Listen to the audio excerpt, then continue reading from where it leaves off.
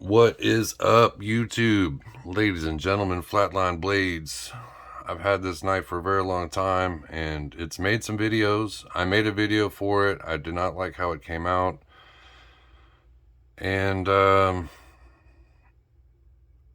it's time I do this, and I give this thing some freaking justice. Somehow it's been included in a couple of my videos, but this is a normal production, full-size Demko AD20 MG. Very small, little nothing box, because you're buying a knife, not packaging. So I really don't care.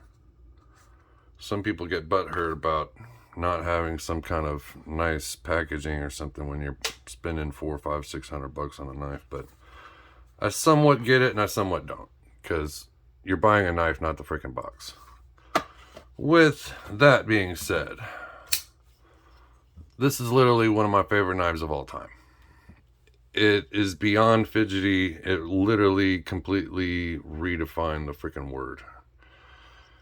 Now, yes, Bally's are pretty much in their own category, and any damn way you want to slice it, I'm sorry, that's not an argument anybody is going to win. A Bally is king ding-a-ling when it comes to straight up fidget craziness, because you can literally flip them, spin them, throw them. It's just totally different.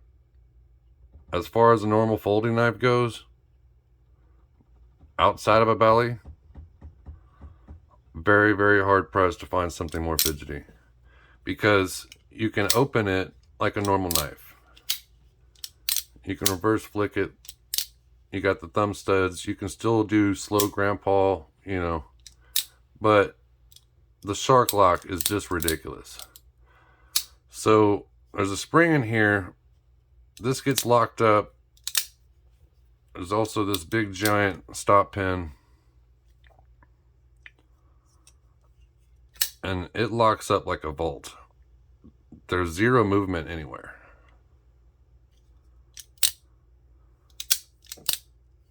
And similar to like a Benchmade access lock or the Hogue Able lock,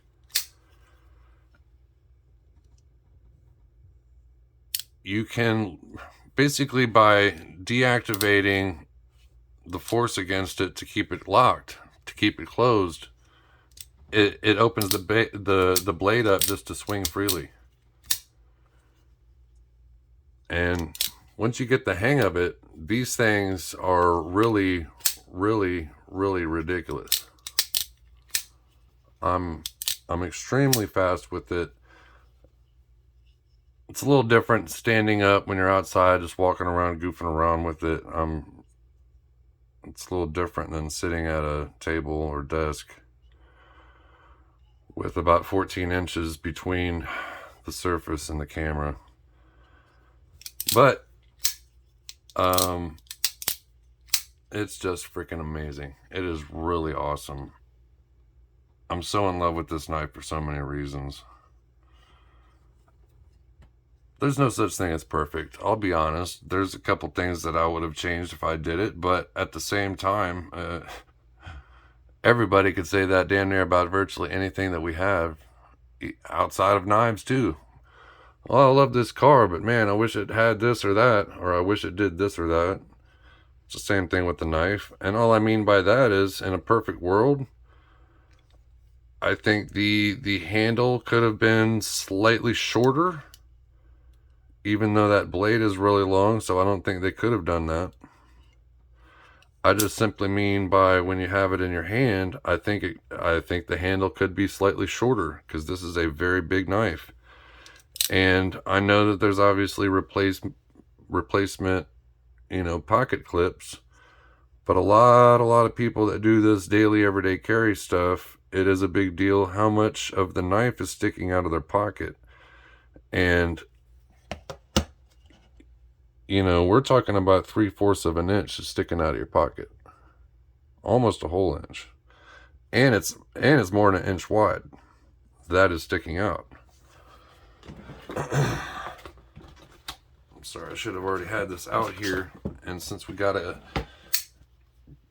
the grid, when I re-looked at my video that I had already cut for this knife, I realized that I slightly said something wrong, so I want to correct it on this one.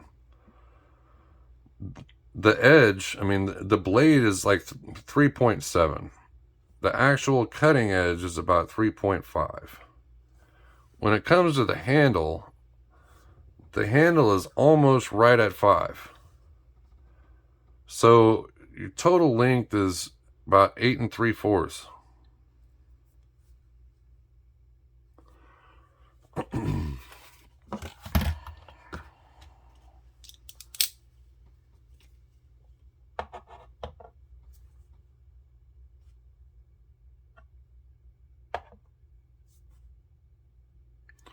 And see, in my last vid, I don't know why the lighting is not showing what the scale is showing. That's frustrating me too, but I'm not going to sit there and cry about it.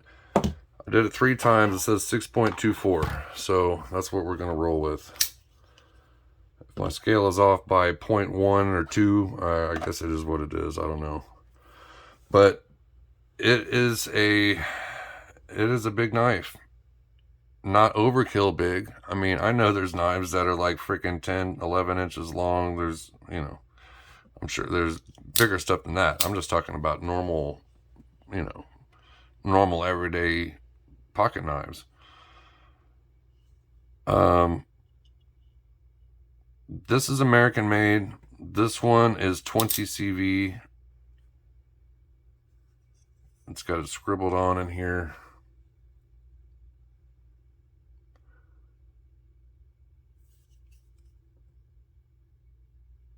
There it is. It's kind of hidden in there. Very interesting construction. I mean, I have taken this apart and cleaned it up because I wanted to see, you know, how and where the spring was and everything. I've seen videos of it, but I'm that guy that does take my knives apart and whatnot. But I don't know how this is already 7 minutes long. This thing is freaking amazing. It's thick. It fills the hand. Since there's zero blade movement and how quick and easy it is, one-handed operation, so quick. This knife is almost in a league of its own compared to a lot of things in certain levels. When it comes to size, weight, thickness, lock strength, and fidgetability at all combined, very, very hard to beat it. It would be very, very hard to beat it. Straight up.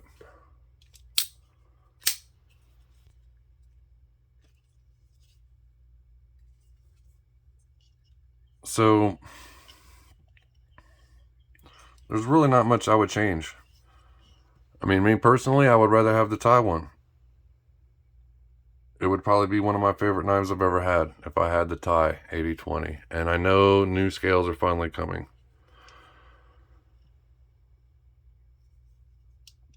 But once they made the 20S's and the 20.5s, a lot of people got to check out the shark lock that were not before.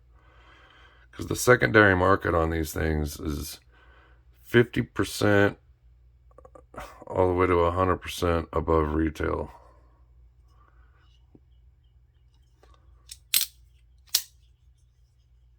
I didn't even need to bust out my list for this thing. Because the truth is, I've pretty much already said everything. But, you know, specs, action, ergos, pros, cons. I mean, there's not much bad to say about this thing. The jimping is great. The action is great. Definitely has the it factor. It is definitely worth every single penny. Flatline blades, Demko AD20, slotted version.